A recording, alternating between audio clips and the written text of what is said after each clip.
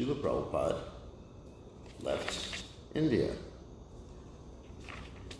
And of course he left on the Jaladuta. So, go back to the first volume. So I want to read just a little bit from the Prabhupada Lilamrita about Srila Prabhupada leaving India. Actually, we'll just read 2 pages. Let's see.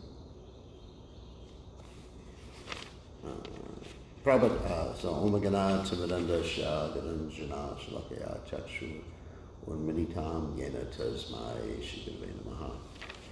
So, before this particular section of the Prabhupada Lilamrita, there's a discussion of how Prabhupada was extremely determined to go to America, and so much so that he, in order to get his free ticket, he sat on the steps of Sri Srimati Moraji's office for hours and hours waiting for her to come out.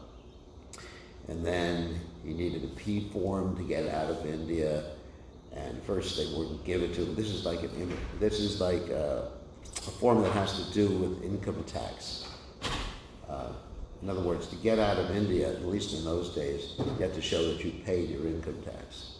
And Prabhupada basically probably didn't pay the income tax because he was a sadhu. You know, a sadhu was not going to pay income tax. So anyway, so they didn't want to give him the P form, and finally he went to the boss and sat down, and he just pushed his way into the office, great determination, and finally they said, here's your form. So,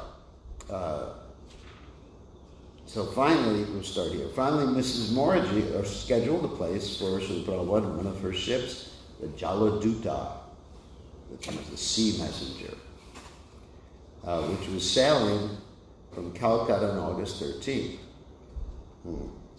She had made certain that he would travel on a ship whose captain understood the needs of a vegetarian and a brahmana.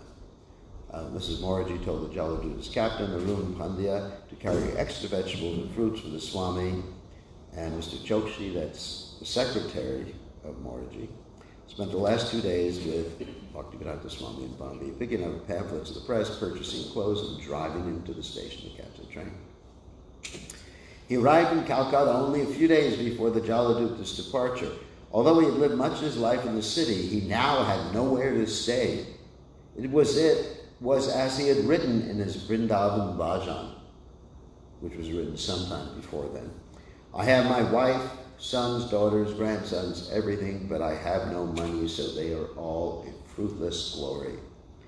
Although in this city he had been so carefully nurtured as a child, those early days were also gone forever. Where have my loving father and mother gone to now? And where are all my elders, who are my own folk? Who will give me news of them? Tell me who. All that is left of this family life is a list of names. Devotee should read this Vrindavan Bhajan. It's really powerful, potent, and it'll awaken in you a spirit of renunciation. Out of the hundreds of people, and determination to preach Krishna consciousness, not simply to be interested in your own Krishna consciousness, but to be interested in the Krishna consciousness of others, in the mood of Arjuna in preaching Krishna consciousness. Fighting, Prabhupada said, the preachers are in the mood of Kshatriyas. Of the hundreds of people in Calcutta whom Bhaktivedanta Swami knew, he chose to call on Mr. Sishur Bhattacharya, the flamboyant kirtan singer he had met a year before at the governor's house in Lucknow. Mr. Bhattacharya was not a relative, not a disciple, nor even a close friend, but he was willing to help. Bhaktivedanta Swami called at his place and informed him that he would be leaving on a cargo ship in a few days. He needed a place to stay, and he would like to give some lectures. Mr. Bhattacharya immediately began to arrange a few private meetings at friends' homes where he would sing and Bhaktivedanta Swami would then speak. Mr. Bhattacharya thought that sadhus leaving for America should make an important news story. He accompanied Bhaktivedanta Swami to all the newspapers in Calcutta, the Hindustan Standard, the Amit Amrita Bazar Patrika, the Yugantas, the Statesman, and others. Bhaktivedanta Swami had only one photograph, a passport photo, and they made a few copies for the newspapers. Mr. Bhattacharya would try to explain what the Swami was going to do, and the news writers would listen. But none of them wrote anything. Finally, they visited the Dainik Basumati, a local Bengali daily which agreed to print a small article with Bhaktivedanta Swami's picture. Mr. Bhattacharya continued to assist Bhaktivedanta Swami with his final business and speaking arrangements. Mr. Bhattacharya speaks here, quote, "We took a hired taxi to this place and that place, and he would go for preaching. I never talked to him during the preaching, but once when I was coming back from the preaching, I said, 'You said this thing about this, but I tell you, it is not this, it is this.'" He was arguing with Prabhupada. I crossed him in some way or argued, and he was furious. Whenever we argued and I said, "No, I think this is this," then he was shouting. He was very furious. So here was this guy who was helping him, just professional kirtan singer, which basically means he probably wasn't following the rules and regulations, which is part of the professional kirtan scenario in India. But probably just really wanted to, like the Shinga Guru, really wanted to make the philosophy very clear in people's minds, even this guy's mind. He said, this is Prabhupada. Prabhupada said, "You are always saying, I think, I think, I think. What is the importance of what you think? Everything is what you think, but it doesn't matter. It matters what Shastra says. You must follow." I said, that's the Bhattacharya, "I must do what I think, what I feel. That is important." He said, "No, you should forget this. You should forget your desire. You should change your habit. Better you depend on Shastras. You follow what Shastra wants you to do and do it. I am not telling you what I think, but I am repeating what the Shastra says." Wow. The day before his departure, Bhaktivedanta Swami traveled to nearby Mayapur to visit the samadhi of Sri Bhaktisiddhanta Saraswati. Then he returned to Calcutta. He was ready. He had only one suitcase, an umbrella, and supply of dry cereal. He did not know what he would find to eat in America. Perhaps there would be only meat. If so, he was prepared to live on boiled potatoes and the cereal. His main baggage, several trunks of his books, was being handled separately by Scindia's cargo. 200 3-volume sets. The very thought of the books gave him confidence. Actually, one of the devotees gave me a present of one of the books the other day. I have it in my house. We're going to put it in a glass case when we finish all the construction and everything. Like it's one of the original books that Prabhupada brought over. When the day came for him to leave, he needed that confidence. He was making a momentous break with his previous life, and he was dangerously old and not in good health.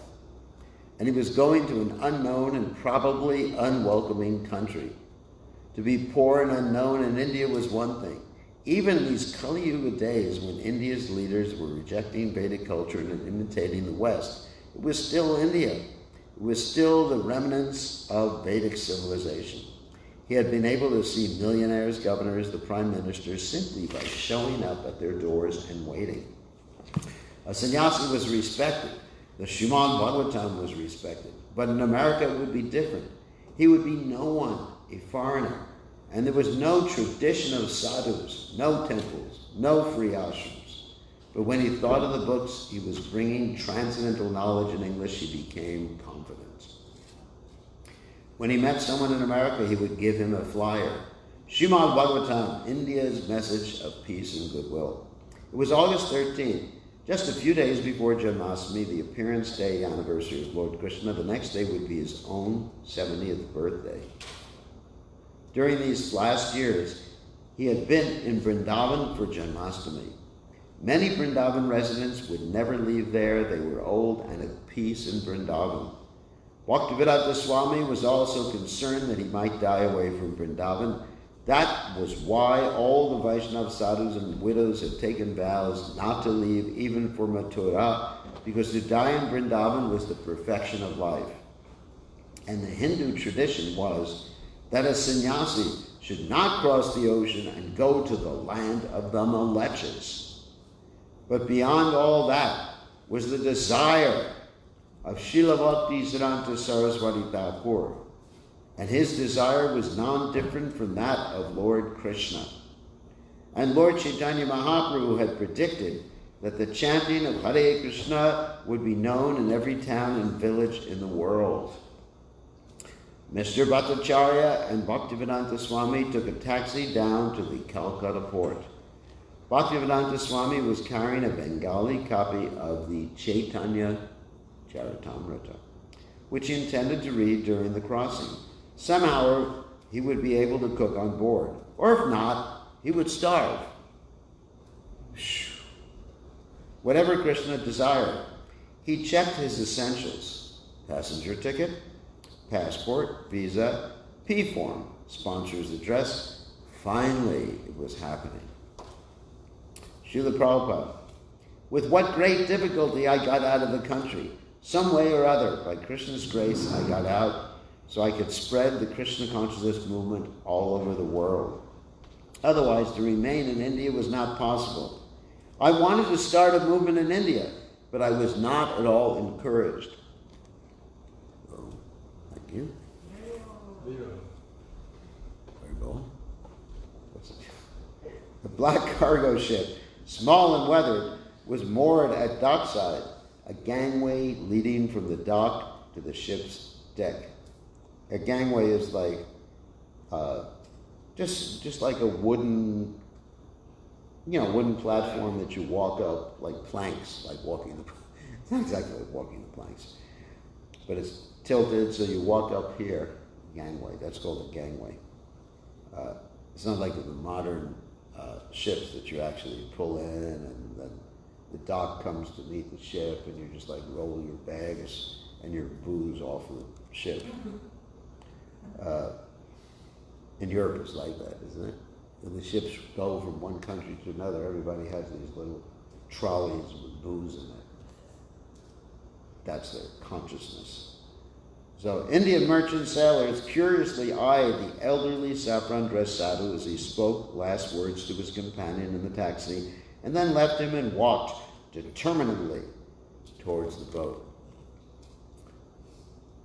For thousands of years, Krishna Bhakti had been known only in India, not outside, except in twisted, faithless reports by foreigners.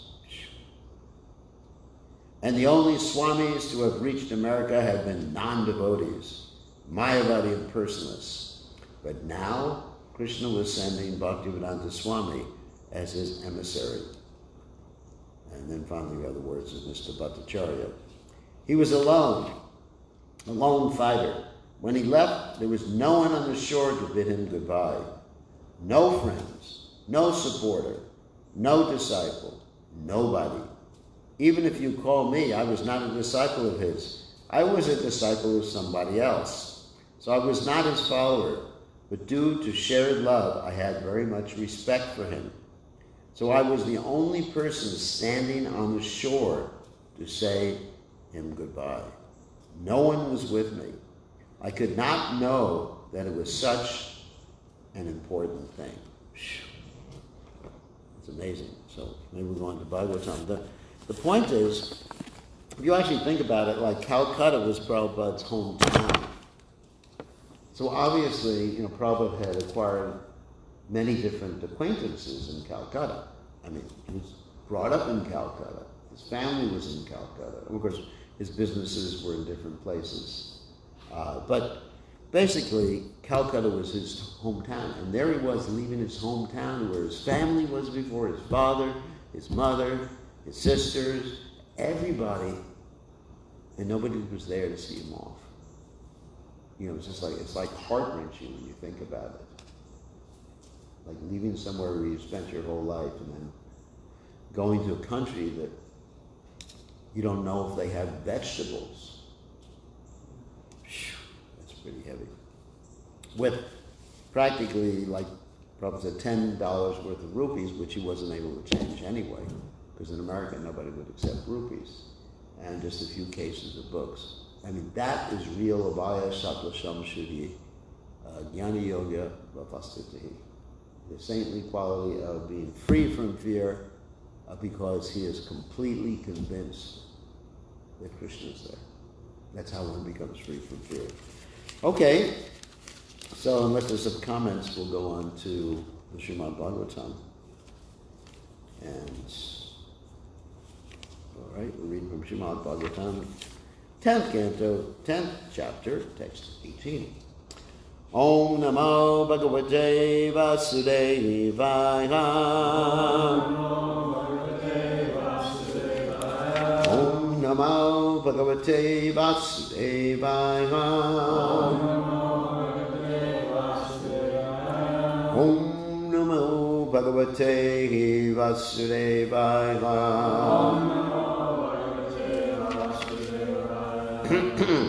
Sadhunam Sama Chitanam Mukunda Charanaishanam Upekshai Ken Dwana Stambar Asadbir Asad Ashrayahi Sadhunam Samachittanam Mukunda Charanaishanam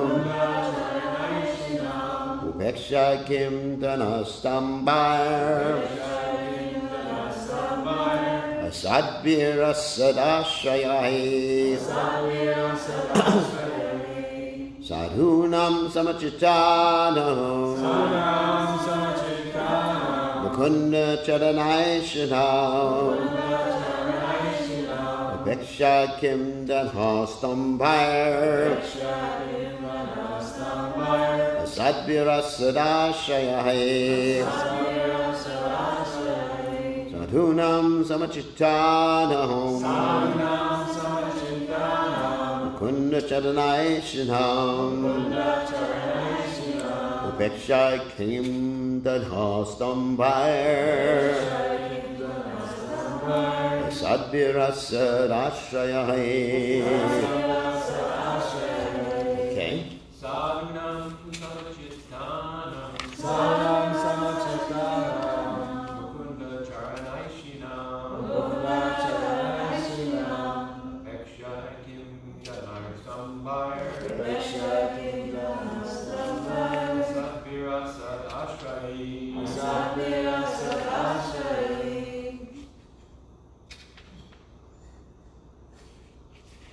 Sadhunam Samachittanam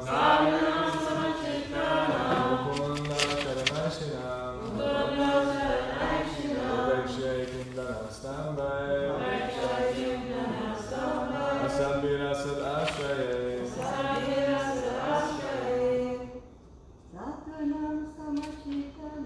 Sadhunam Samachittanam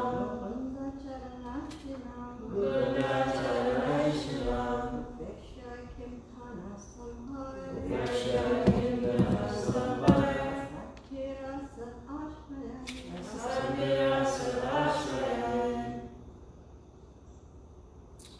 Righty. Sadhunam of saintly persons. Samachittanam of those who are equal to everyone.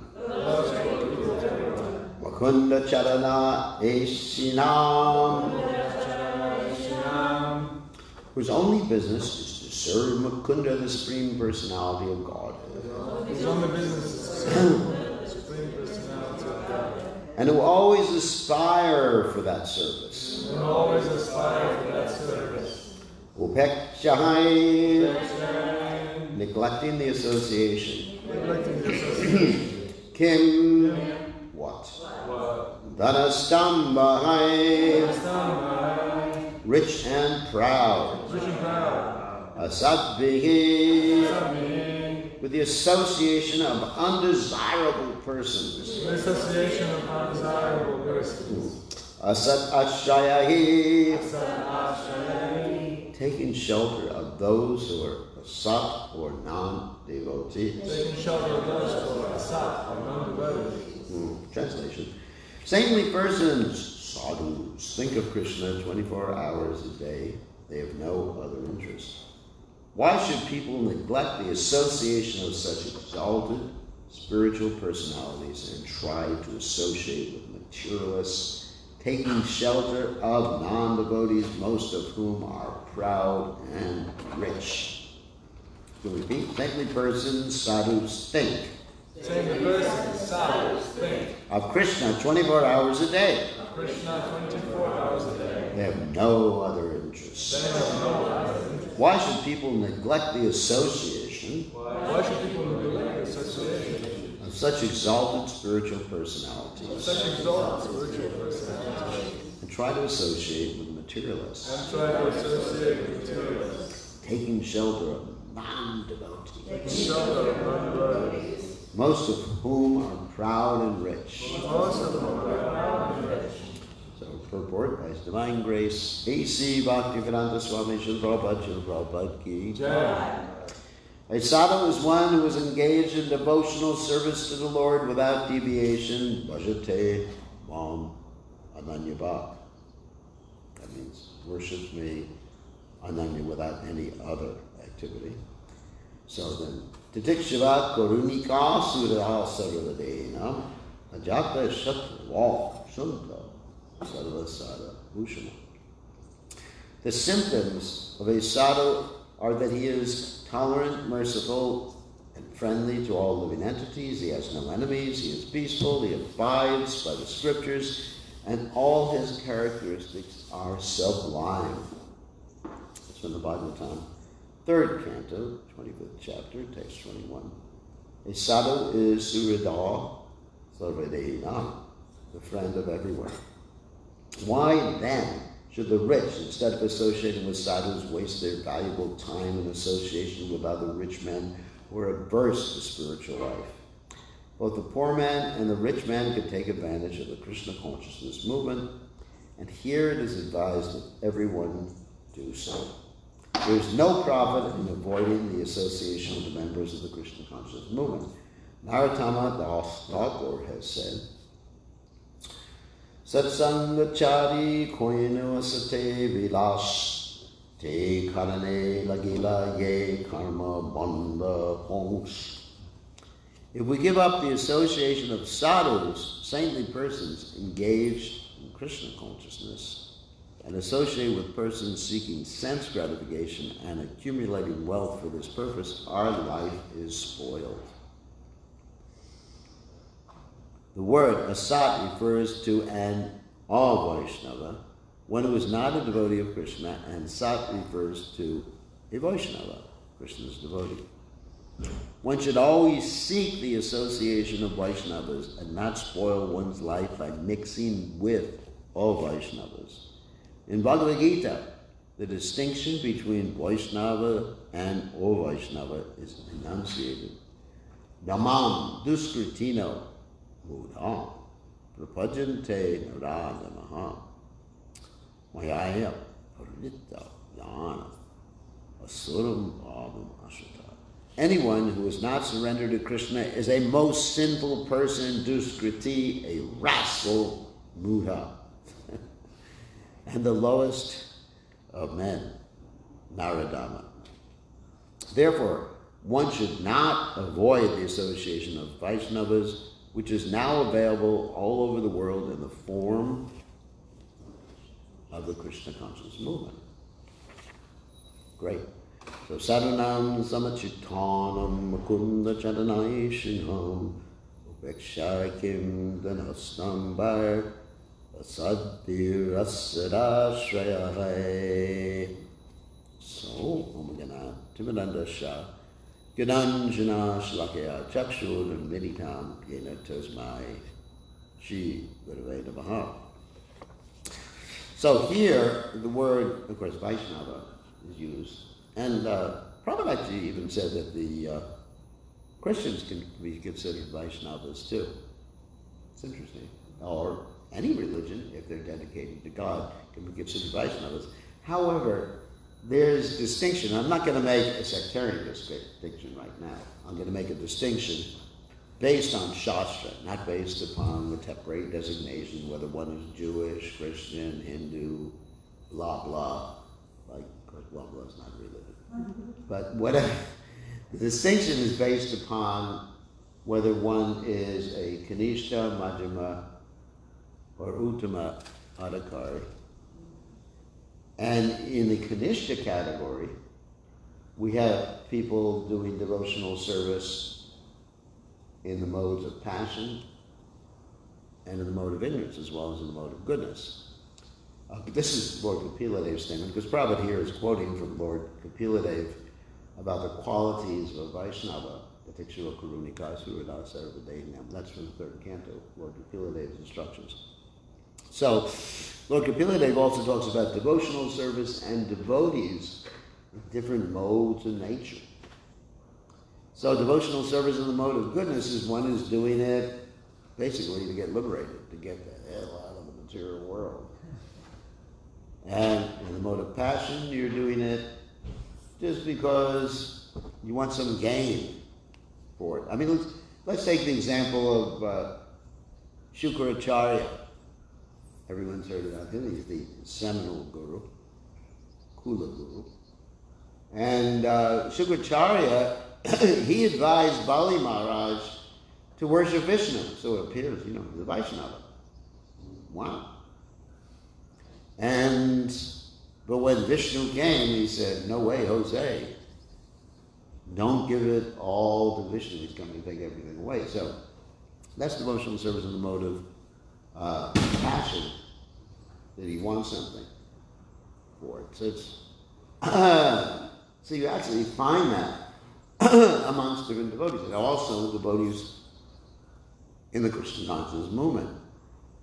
And the symptoms of those in the mode of passion and ignorance are envious, proud, going on the internet and criticizing other devotees.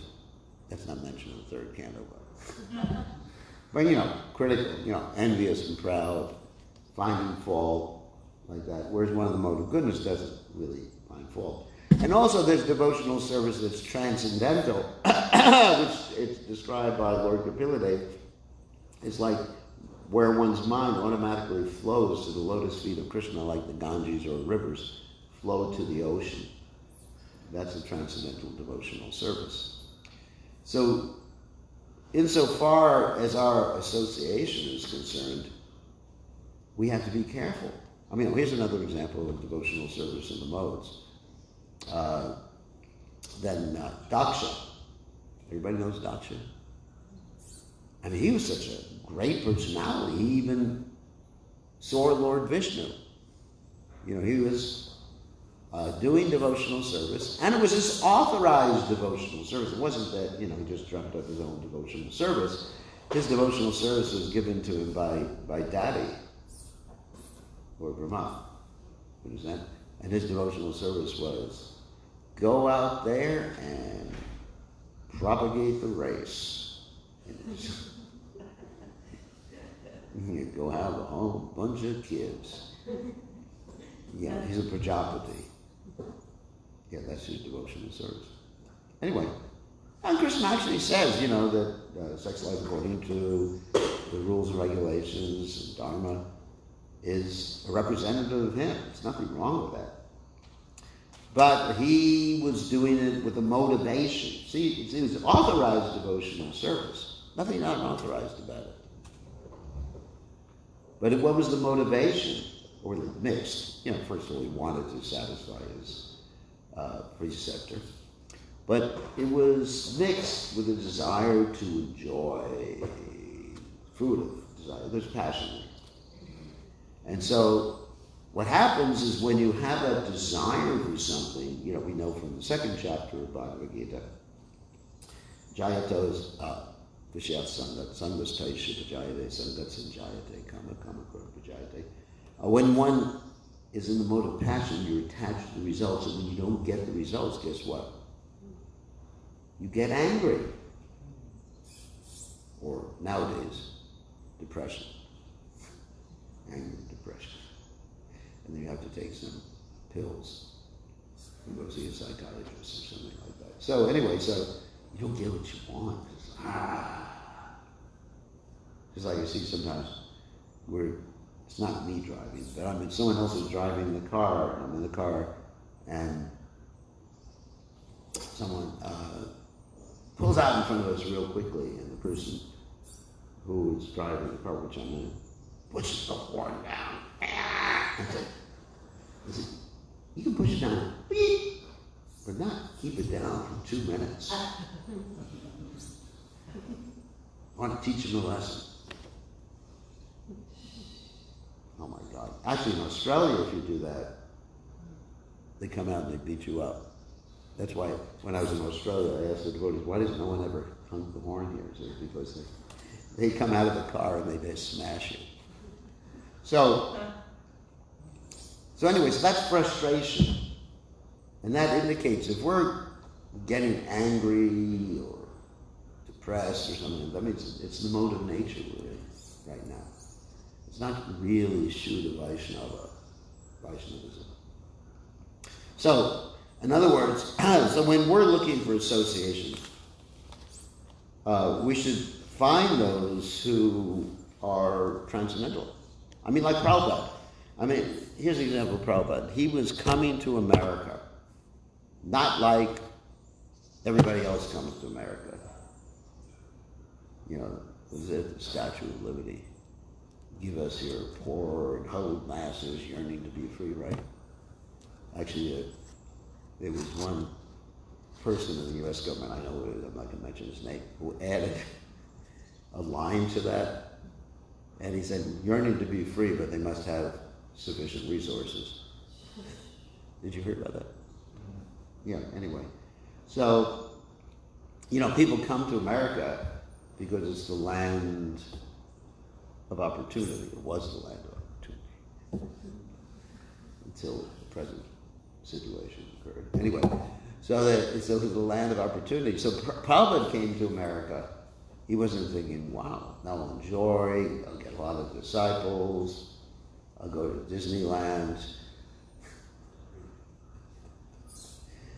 I don't even know if Prabhupada heard about Disneyland. Probably not. He was just thinking, what was he thinking? Let me please my spiritual master.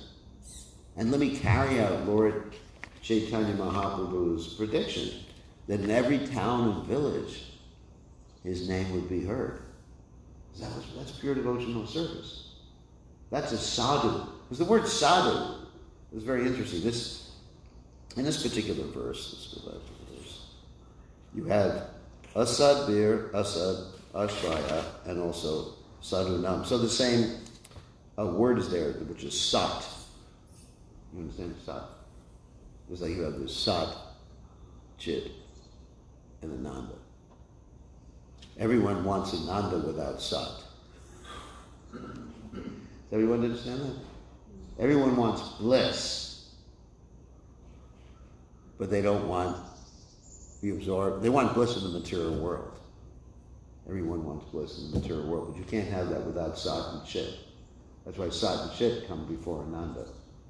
So anyway, sat basically means eternal. So a sadhu, or a sadhunam of the sadhus, is always absorbed in the eternal. Nasato, another verse in the Gita, what is it? Nasato vijate vavo navavo vijate saha. Ubiyarapi drishtavantas 20 tadvadarshani. The sadhu considers the things that have a beginning and an end, the things that are temporary, to be like will-o'-the-wisp, unreal. In other words, he may see a fancy car. I always use the example of Tesla. He sees a Tesla, instead of like me thinking, wow, fantastic. He's thinking, it's just temporary. Yes, it's there. We can use it in Krishna service, but it's temporary. He doesn't go, wow. You never hear a Prabhupada go, wow. Like we go, wow, like this morning I was walking and I saw the full moon. Or it's not quite full because 2 days ago it was full moon. I went, wow. So it was beautiful. So I went, wow, what can I say? And but probably you never go, wow. He probably was not enamored by any of the temporary things of this world like we are, isn't it? Wow, look at that computer. Wow, like some romantic man going, wow, look at that beautiful girl, or the girl will think, wow, isn't he macho? Or wapo. Wapo. That means, anyway, I'll translate for the handsome. But Prabhupada never said, wow, because he wasn't like, he was sadhu. He was thinking, it's temporary. It was temporary, it's wow. So what's a wow about it? And so, but when he would see something beautiful like a kirtan or the deities, just like I got a message yesterday on WhatsApp, or 2 days ago on WhatsApp, because I had sent a picture of a picture of Radha Goloka Nanda Balaram's appearance day. I got a wow back from the devotees. Some of the devotees said, wow, these are the most beautiful deities and well cared for deities in the movement. And that was devotees in Germany who said that. So that's a wow. Because that's eternal. That's eternal. So that's really what a sadhu is. He's absorbed in the eternal. And of course the eternal is, according to Srila Prabhupada, Krishna and those things which are related to Krishna. Of course, you also have sadhus who are impersonalists, but they cannot remain absorbed. They may come to the point of temporarily being absorbed in the eternal, but the Bhagavatam says, Ruya Kuchena Parampadam. Ultimately, they fall down from that so-called absorption in the eternal, in the Brahman, in the energy of the Supreme Personality of Godhead. So in other words, even in, like Prabhupada here says, it's very interesting in this verse, he said, one should not avoid the association which is now available with the world in the form of the Krishna conscious movement. So even in the Krishna conscious movement, you have to distinguish. I mean, that's what Rupa Goswami says, for someone who's just chanting Hare Krishna, you offer respect in the mind. If someone is initiated, you offer, friendship. And someone who's more advanced, then you serve that particular person. So you have to have that ability to discriminate. And discriminate means to be able to see someone's actions and words. Not simply, sentimental, like we mentioned many times before. Let's say outside of the Krishna conscious movement, there's people who lead kirtans that'll make you cry. But they may be eating meat. I mean, I gave that example of this fundraising concert we had one time, and the whole band, they were getting our congregation. Oh, they're so wonderful, chanting about Radha and Krishna. Oh, Govinda, Radha, Radha. And then afterwards, we had to supply the band with liquor after the concert. So I'm not saying, hopefully, it's not going on in our movement amongst the devotees. I'm not going to go down and check the walk-in refrigerator after this class. But you have to, even amongst the devotees, you have to be able to distinguish who do you want to serve, who do you want to associate with. And it takes some discrimination. Those are absorbed in sadhu. Okay? On that happy note, not temporary video games. Happy note, all those